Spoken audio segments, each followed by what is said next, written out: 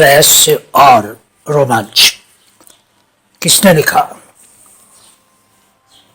Car दुर्घटना में युवा व्यवसायी की मौत। यह एक स्थानीय दैनिक के एक महत्वपूर्ण पृष्ठ में एक छोटा मुख्य समाचार था। इस तरह की खबरें पढ़ते हुए मैंने इसे सामान्य लापरवाही के साथ पढ़ा। मैंने उस व्यक्ति के लिए खेद महसूस किया और उसकी आत्मा के लिए एक आह भरी और अपने काम में लग गया। जैसे जैसे दिन बीतते गए वो खबर धीरे धीरे अखबारों में बढ़ती गई और अंत में पहले पन्ने पर आ गई। इसका कारण यह था कि वो एक सामान्य कार दुर्घटना नहीं थी, बल्कि एक अच्छी तरह से की गई हत्या थी। समाचार सप्ताह का सबसे गर्म विषय बन गया और सभी समाचार चैनलों ने इसका लाभ उठाया। वो जिस कार से यात्रा कर रहा था वो दुर्घटना में क्षतिग्रस्त हो गई थी, लेकिन उस व्यक्ति की मौत उस कार दुर्घटना से पहले ही हो गई थी। पोस्टमार्टम रिपोर्ट ने पुष्टि की कि उसे जहर दिया गया था। अब अखबार में छपी उस कार दुर्घटना की खबर पर ध्यान जाने लगा था, क्योंकि जिस आदमी की हत्या हुई थी उसके साथ मैंने पिछली रात को खाना खाया था। मरे हुए आदमी की तस्वीर अब टीवी और अखबारों पर छा गई थी और मुझे एहसास हुआ कि मैं उसके साथ था जब उसने अपना आखिरी भोजन किया था। वो रमेश सिंह था। हत्यारे की गिरफ्तारी के बाद मामले को लेकर हंगामा अपने चरम पर पहुंच गया। ये उसका ड्राइवर था। मृत व्यक्ति रियल एस्टेट, हॉस्पिटैलिटी मैनेजमेंट और कई अन्य व्यवसायों में एक उभरता हुआ व्यवसायी था। उस रात ड्राइवर उसके साथ था। रमेश के पास ड्राइविंग लाइसेंस होने के बावजूद वो कभी गाड़ी नहीं चलाता था। ड्राइवर ने अपने बयान में कहा कि उसने उस रात रमेश सिंह को एक रेस्टोरेंट में छोड़ दिया और रमेश सिंह ने उसे जाने के लिए कहा था, लेकिन रमेश के परिवार को पूरा यकीन था कि वो गाड़ी नहीं चला रहा था और ड्राइवर के पास कोई बहाना नहीं था कि वह रमेश को रेस्टोरेंट में छोड़ने के बाद कहाँ गया था। उस रात को ड्राइवर उसके घर पर भी नहीं था और वो साफ साफ नहीं बता रहा था कि वो उस रात को कहाँ था। उस पर शंका अब बढ़ने लगी थी, लेकिन कोई सबूत नहीं था उसको गिरफ्तार करने के लिए। मैं अपने पसंदीदा रेस्टोरेंट में अपने सामान्य स्तर पर रात का खाना खा रहा था। अकेले एक रेस्टोरेंट में जाने के खतरों में से एक यह होता है कि बैठने के लिए जगह मिलना मुश्किल होता है। ज्यादातर लोग अपने परिवारों और दोस्तों के साथ आते हैं रेस्टोरेंट में, लेकिन उस दिन मैं अकेला था। लेकिन उस रात में भाग्यशाली था कि मुझे एक टेबल मिल गया था। जैसे ही मैंने अपना ऑर्डर दिया, एक व्यक्ति ने पूछा कि क्या मेरी बगल वाली सीट खाली था। वो पूछने वाला व्यक्ति रमेश सिंह था। रमेश सिंह का ड्राइवर उसके साथ था, जिसको उसने मेरे सामने ही जाने को कह दिया था। इसलिए मैं सोच रहा था कि ड्राइवर के बयान में कुछ सच्चाई तो थी।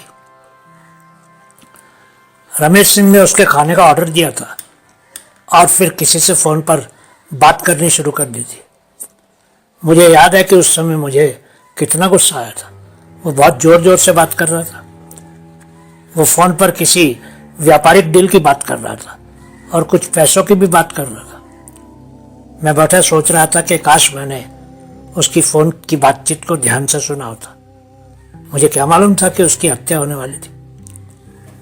तभी उसने खाना खाने के बाद रेस्टोरेंट के दरवाजे पर खड़े एक आदमी की तरफ देख हाथ हिलाया था और फिर अपना बिल देकर उस आदमी के साथ चला गया था। अखबारों में कहीं भी उस आदमी का जिक्र नहीं था जिसके साथ रमेश सिंह रेस्टोरेंट से गया था, क्योंकि अब हत्यारा पकड़ा जा चुका था। इसलिए उस खबर में लोगों की रुचि कम होने लगी थी। मुझे लगा कि उस आदमी का हत्या से जरूर कोई संबंध था। मैं एक साधारण नौकरी पेशा इंसान किसी पचड़े में नहीं पड़ना चाहता था, इसलिए मैंने खुद को उस केस से दूरी रखा। हाँ, मैं कई रातों सो नहीं सका था। मुझे लगा कि ड्राइवर का ये ना बताना कि वो उस रात को कहाँ था कोई बड़ी बात नहीं थी। सभी लोग कई बार झूठ बोल देते हैं कि वो पिछली रात को कहाँ थे, क्योंकि वो उनका निजी मामला होता है। रमेश सिंह की हत्या के बाद और ड्राइवर की गिरफ्तारी से पहले एक दिन मैंने उस आदमी को फिर से उसी रेस्टोरेंट में देखा जिस आदमी के साथ रमेश सिंह आखिरी बार उस रेस्टोरेंट से बाहर गया था। उस रात को मैं रेस्टोरेंट में डिनर कर रहा था। वो आदमी एक बहुत ही सफ़ेद शर्ट पहने हुए था। उसने खुद खाने के बाद के कुछ पैकेट लिए और फिर चला गया। उसने अपना बिल एक क्रेडिट कार्ड से दिया था। मैंने उसके कार्ड पर लिखा नाम पढ़ लिया था। वो नाम था रमेश सिंह। मैंने उस रात चुपके से अपने फ़ोन से उस आदमी की एक फ़ोटो ले ली थी। मैंने निर्णय कर लिया था कि मैं पुलिस को उस आदमी के बारे में बता दूंगा, लेकिन मैं अपने बारे में पुलिस को कुछ नहीं बताना चाहता था। इसलिए मैंने पुलिस को एक बेनाम चिट्ठी लिखी और उस आदमी की फ़ोटो भी साथ में लगा दी और नीचे लिख दिया कि हत्या वाली रात को रमेश सिंह एक रेस्टोरेंट में उस आदमी के साथ गया था। मुझे ये डर था कि उस चिट्ठी के सहारे पुलिस मुझ तक भी पहुंच सकती थी। एक रात मैंने सपने में देखा कि पुलिस मेरा पीछा कर रही थी। अचानक कोई आया और मुझे बचा कर ले गया। सपने में मुझे बचाने वाला वही सफ़ेद शर्ट वाला आदमी था, लेकिन फिर उस आदमी ने मेरा गला काट दिया था। चिट्ठी भेजने के अगले दिन मैंने अखबार में पढ़ा कि पुलिस को कुछ नए सुराग मिले थे। मैं जानता था कि वो सुराग क्या थे। मैं सच में ही चाहता था कि हत्यारा पकड़ा जाए, लेकिन पुलिस आगे कुछ नहीं कर सकी। इसलिए उन्हें ड्राइवर को ही पकड़ लिया था, क्योंकि ऊपर से दबाव बढ़ रहा था। लोगों को भी यकीन हो गया था कि ड्राइवर ने ही हत्या की थी। कुछ दिन बाद एक बार फिर मैंने उस सफ़ेद शर्ट वाले आदमी को उसी रेस्टोरेंट में देखा।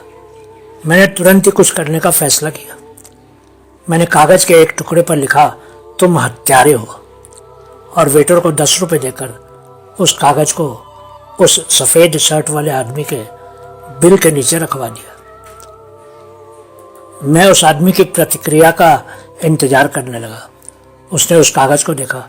पढ़ते ही उसके चेहरे का रंग उड़ गया। उसने रुमाल से अपने माथे का पसीना पोंछा।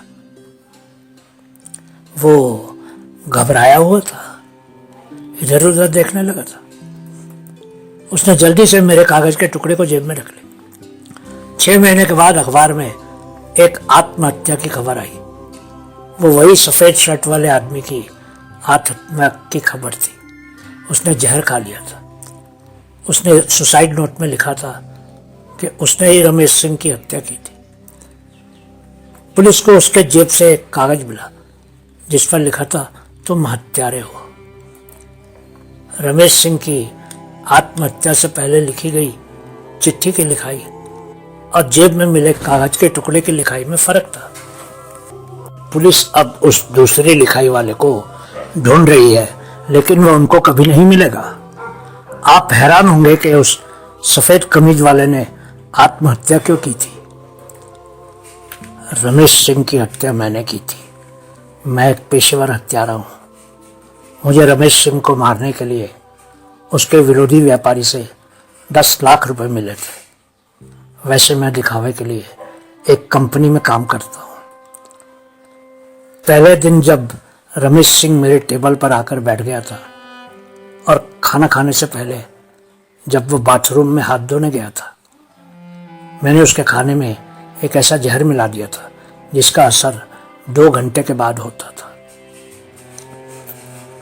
वो सफ़ेद शर्ट वाला रमेश सिंह का छोटा भाई था। रेस्टोरेंट से निकलकर रमेश सिंह कार में ड्राइवर की बगल वाली सीट पर बैठ गया था और रास्ते में ही सो गया था और कुछ देर के बाद एक्सीडेंट होने से पहले ही नींद में मर गया था। उसका सफ़ेद कमीज वाला भाई कार चला रहा था। जब एक्सीडेंट हुआ तो उसके भाई को कुछ भी नहीं हुआ था। वो भाई कुछ ही दिन पहले दूसरे शहर से रमेश सिंह से मिलने आया था और एक होटल में रह रहा था। वो कई सालों से रमेश सिंह से नहीं मिला था क्योंकि उसने अपनी मर्जी से शादी की थी और रमेश सिंह से दूर चला गया था। उस दिन वो रमेश सिंह से माफ़ी मांगने आया था और भाई के साथ ही रहने आया था, इसीलिए उसको रमेश सिंह ने रेस्टोरेंट में बुलाया था। जब रमेश सिंह को उसने कार में मरा हुआ देखा तो उसने रमेश सिंह की अंगूठी, चेन, नगद पैसे और कार्ड ले लिए थे क्योंकि उसको भय था कि लोग जब उस लाश को देखेंगे तो कोई ना कोई वो चीज़ें ले लेगा। और फिर उसके कुछ दिन के बाद घबराहट में ही अपने क्रेडिट कार्ड की जगह गलती से रमेश सिंह के क्रेडिट कार्ड से होटल का बिल दे दिया था। लेकिन वो मेरे लिखे कागज "तुम हत्यारे हो" से घबरा गया था। उसने सिर्फ पुलिस के डर से आत्महत्या कर ली थी क्योंकि वह जानता था कि कोई इसको फंसाने की कोशिश कर रहा था। खैर छोड़िए, अब तो बात पुरानी हो गई है। मेरा एक और काम सफलता से पूरा हो गया था।